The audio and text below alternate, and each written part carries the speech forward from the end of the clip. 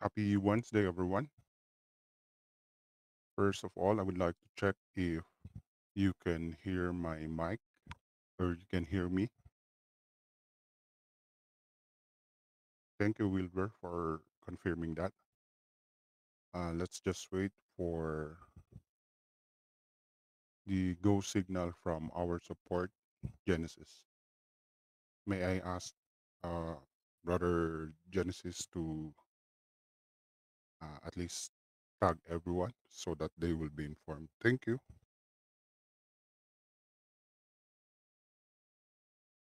Okay, so before we start, I'd like to introduce myself again. I am Jack, an Elliottician. That means I trade and analyze the market using Elliott wave theory. And I'm not only just an Elliottician, but I'm an experienced Elliottician. I've been analyzing and trading the market for the past more than 5 years. And uh, I use other trading strategies for confluence purposes, specifically ICT, the use of implied fair value gap, and I do quarterly theory as well. So be before I will proceed with the analysis of the market, especially the gold and the BTC later, I'd like to have first a quick recall of my previous posting wherein I've said that the market will do a reversal at a specific level, which is the implied fair value gap that we have identified at 4-hour time frame. If we will try to go back, this is the implied fair value gap that I have mentioned. So what is implied fair value gap? This is a fair value gap, but quite different from the usual fair value gap that most traders are using, because this fair value gap is an FVG wherein the two surrounding candles are overlapping each other, and the middle candle must be a large bodied candle. So at 4-hour time frame, we have here a large bodied candle with two surrounding candles with overlapping wicks. Then therefore this can be considered as an implied fair value gap. And just like what I've mentioned, this implied fair value gap is a good entry or exit. Implied fair value gaps can be a good entry and exit. Actually, these are most of the time these are snipe entry and snipe exits. Now, how do we label an implied fair value gap? All you have to do is measure the 50% of the two overlapping wicks. So in this case, if I'm going to redo it again or redo it, then all I have to do is measure the 50% or the CE of the overlapping wicks. So the CE or the 50% of the leftmost overlapping wick, and then do that as well in the rightmost overlapping wick. Make sure that the middle candle is a large bodied candle. And then you can also label this based on the candle where you have identified it. So this is H4. So this was identified at 4-hour time frame. Therefore, I will use H4 to label it. And going back or to the previous day or the previous my previous podcast hosting, I mentioned that this is a good um, reversal reversal price or point of interest. And as you can see, the upper boundary of the implied fair value gap was stopped, and then the lower boundary at 3,277 was not. So basically, we have the market visited this implied fair value gap. Now, after that, I've mentioned that the from this implied fair value gap, we may see a possible uh, reversal. At least three waves will be given. As of now, we can visually see that we have already at least three waves up. But of course, I'd like to give you a an update of the Elliott wave counts of this, so that you will have an idea what is the current directional bias in terms of Elliott wave theory. Now,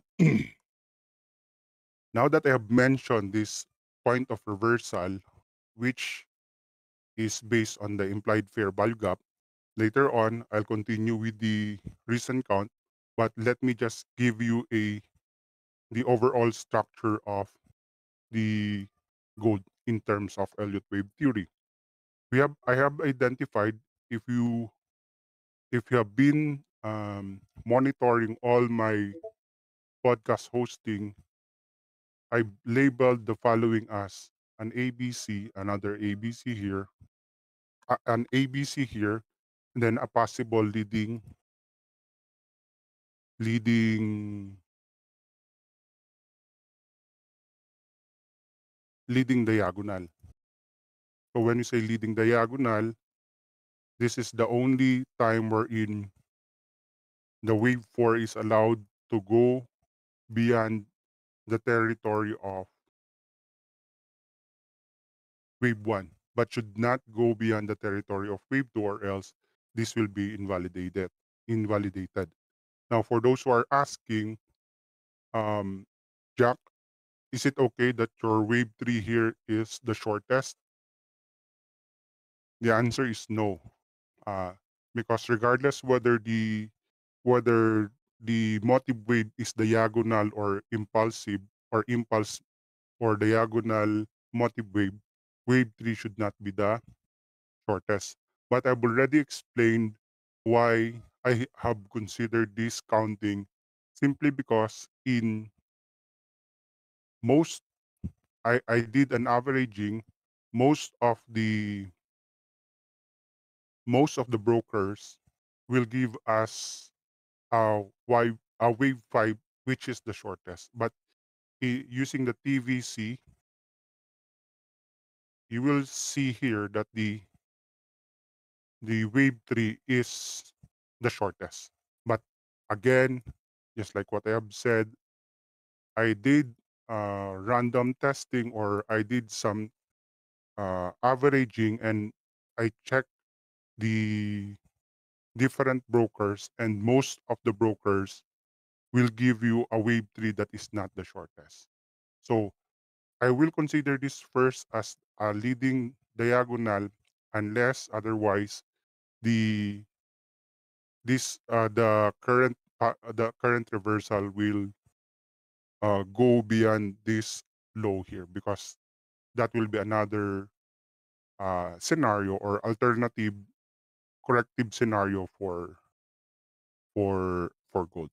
Now, since I have considered this as a leading diagonal, possible leading diagonal, then therefore I'm expecting a reversal, a successful wave 2 here. So meaning, after this, I'm expecting that it will create 5 waves up after a successful wave to here. So if this becomes successful, then we will see 5 waves up here. We will see 5 waves up here. It will create a new all-time high. But of course, uh, since we have not uh, the the previous all-time high price was not yet broken, or not yet triggered, then we cannot confirm yet whether this is the real reversal or not. So now let's check the current situation in terms of Elliott wave theory from here going there. If we will try to look at this, if this is a possible leading diagonal, then we can have another leading diagonal here by, let me label this first, this, this, and then here.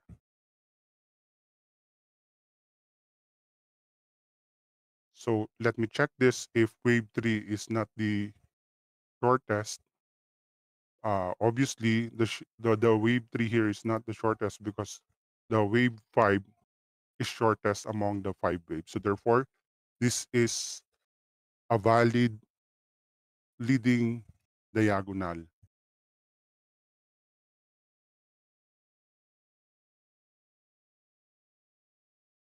So this is a valid leading diagonal, and this could be our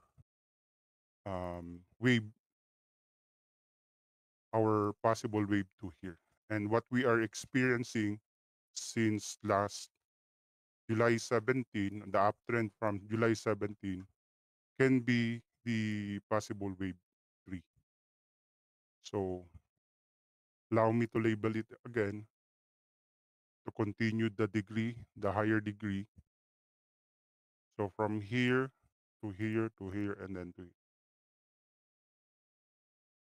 If I'm going to measure it based on Elliott wave, the rules of Elliott wave measurement, then all I have to do is use the trend-based fib extension, plot it on the wave zero or the origin of the next degree Elliott wave count.